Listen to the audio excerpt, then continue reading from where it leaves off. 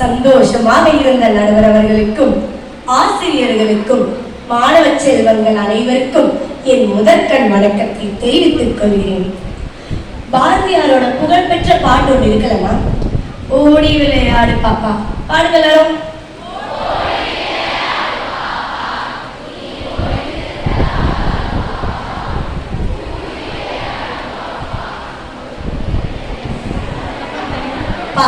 எவ்வளவு அழகா இருந்துச்சுல. ஆனா நம்ம இப்படிலாம் இருந்தோமா இல்ல. ஆனா இந்த பாட்டு அப்படியே மாறி, நீ ஆன்லைனில் விளையாடு பாப்பா, ஆஃப்லைனில் இருக்காதே பாப்பா, போனில் விளையாடு பாப்பா, டேபையும் விடாதே பாப்பா, காலை எழுந்தவுடன் பேஸ்புக்கு, பின்பு கழிவு கொடுக்கும் நல்ல ஸ்டேட்டஸ், மாலை முழுவதும் நல்ல போட்டோஸ் என்று வழக்கப்படுத்திக் கொள்ளு பாப்பா, எல்லாத்தையும் லைக் பண்ணு பாப்பா, கமெண்ட் பண்ணி கடுப்பேத்து பாப்பா. பாருங்க நண்பர்களே, சமூக ஊடகங்கள் வழக்கில் பாரதியாரோட நிலைமை எப்படி ஆகிவிட்டது. எதிரணியிலிருந்து சமூக ஊடகங்கள் வரந்து பேசினாங்க. அவங்க கிட்ட நான் கேட்க வேண்டிய ஒரே கேள்வி, இங்க பார்வையாளர்கள் காலில் பூ சுத்த பார்க்குறீங்களா இல்ல நடுவர் அவர்கள் காலில் பூ சுத்த பார்க்குறீங்களா?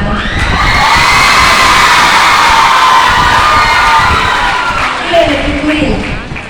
சமூக ஊடகங்கள் நமக்கு சாபமே என்பதுதான் உண்மை நடுவர் அவர்களே. ஏன்னு கேளுங்க, சும்மா ஏன்னு கேளுங்க. நீ மட்டும் விட்டு வைக்கலாமா? ஏமா? ஏனெனில் அந்த காலத்துல வாஸ்து சாஸ்திரம் படி வீடு கட்டினாங்க. இப்போ டவர் இருக்கிற இடமா பார்த்து வீடு கட்டுறாங்க. ஏன்னா அந்த காலத்துல ஆமை புகுந்த வீடு நல்லா இருக்காதுன்னு, ஆமை புகுந்த வீடு நல்லா இருக்காதுன்னு சொல்லுவாங்க. ஆனா என்னைக்கு ஆண்ட்ராய்டு புகுந்ததோ அந்த வீடு நல்லா இருந்ததா சரித்திரமே இல்லைங்க. ஒரு பையன் அப்படிதான் ஸ்பாட்டிஃபை ஆன் பண்ணிட்டு ரோட்ல நடந்துருக்கான். என்னது ஸ்பாட்டிஃபை? வண்டி வர்ற சத்தம் கேட்காம ஸ்பாட்லயே அவுட். எங்க அன்னைக்கெல்லாம் பசங்க வேர்க்க விறுவிறுக்க விளையாடுவாங்க. எப்படி வேர்க்க விறுவிறுக்க மாத்து மேல ஏறுறதுன்னு, கம்பி மேல ஏறுறதுன்னு. ஏன் நம்ம நடுவர் அவர்கள் கூட சின்ன பிள்ளைகள் என்ன பண்றா, மரத்து மேல எல்லாம் தூங்கி ஜாலியா விளையாண்டு பார்க்கலாம்.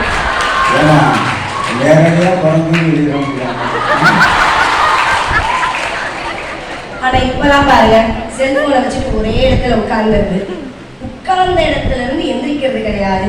அப்புறம் எப்படி இந்த குழந்தைகளின் உடல்நலம் நல்லா இருக்கும்? இந்த போன் வந்ததுக்கு அப்புறம் ஒரு படத்துல கூட பார்த்துருப்பீங்க, ஆடி போய் ஆவணி வந்துட்டோம், என் பையன் டாப்பா வருவாங்க. அப்படிலாம் இல்லைங்க. இந்த செல்போனை தூக்கி நெருப்புல போடுங்க, உங்க பையன் டாப்பா வருவான். ஒரு நாள் அப்படிதாங்க, என் பக்கத்து பையன் வந்து அக்கா எனக்கு ஆன்லைன் கிளாஸ் தான் சொன்னான். ஓ சரிடா தம்பி, நீ போய் படி அப்படி சொன்னேன். திடீர்னு பார்த்தா அந்த ரூம்குள்ள இருந்து ஒரு சத்தம், ஓடுறா ஓடுறா அப்படியா அப்படியா போடுறா போடுறாங்க. எனக்கு புரியல. நான் உள்ள போய் பாக்குறேன், பார்த்தா தம்பி கேம் விளையாடுறாப்புல. ஆசிரியர் உயிர் போக கத்திட்டு இருக்காங்க, இவனும் உயிர் போக தான் கத்திட்டு இருக்கான். ஆசிரியர் அவங்களோட மதிப்பெண்காக கற்றான், அவன் கேம்ல இருக்கிற மதிப்பெண்காக கற்றான். நம்ம மின்சி அவர்கள் சொன்னாங்க, இந்த மாதிரி எங்களுக்கு வலையொலினா யூடியூப், அந்த யூடியூப்லயே நாங்க வந்து எல்லாத்தையும் படிச்சுப்போம் அப்படின்னு. ஏங்க அது நற்றினையா குறுந்தொகையா எதுவா இருந்தாலும் இந்த கருமரவியும் சாப்பீஸும் பேராசிரியர்களும் கற்றுக் கொடுக்காத பாடத்தை உங்கள் கணினியும் சமூக ஊடகங்களும் எப்போதும் கற்றுக் கொடுத்தால் என்பதுதான் உண்மை. சமூக ஊடகங்கள் நம்ம ஃபர்ஸ்ட் பொழுதுபோக்குக்கு தான் வச்சுட்டு இருந்தோம். இப்ப நம்ம வாழ்க்கையே அதுலதான் போயிட்டு இருக்கு. சொந்த பந்தம்லாம் கூடுறதே சாப்பிட்றதுக்காக தாங்க. ஆனா இப்ப எங்க கூடுறாங்க? ஸ்விக்கி ஜொமேட்டோன்னு வாங்கிட்டு இருக்காங்க. இப்பெல்லாம் வீட்டுக்கு நம்ம போறோம்னா அங்க போயிட்டு என்ன கேட்போம்? பாப்பா நல்லா இருக்கியாமா, எப்படி இருக்க, சாப்பிட்டியா, அப்படிதானே கேட்போம். ஆனா இப்போ பட்ட பின் சார்ஜர் இருக்கா, குச்சி பின் சார்ஜர் இருக்கான்னு அதெல்லாம் கேட்கிறாங்க. இப்போ ஒண்ணு இல்லைங்க, சாமி போட்டோ வருதுங்க. இதை நீங்க 7 நாட்களில் பகிரவில்லை என்றால் உங்களுக்கு 3 நாட்களில் ஒரு கெட்ட செய்தி வரும்.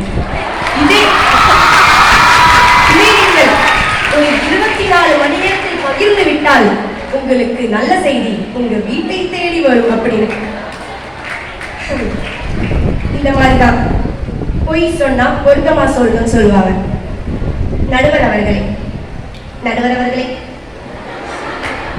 நான் உங்களை ஒரு கேள்வி கேட்க வேண்டும், கேட்கலாம்? நான் பேசாம ஏதாவது ஒரு பரிச்சயம் இருக்கலாம் போல. நான் சொன்ன அனைத்தையும் ஒரு ஜீனி உங்களுக்கு தருது. இந்த எல்லா கெட்ட விஷயத்தையும் ஒரு ஜீனி தருது.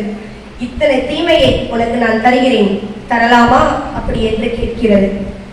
தீமை என்றால் சாபமே. அந்த சாபத்தை நீங்க வாங்க தயாரா இருப்பீங்களா இல்லையா?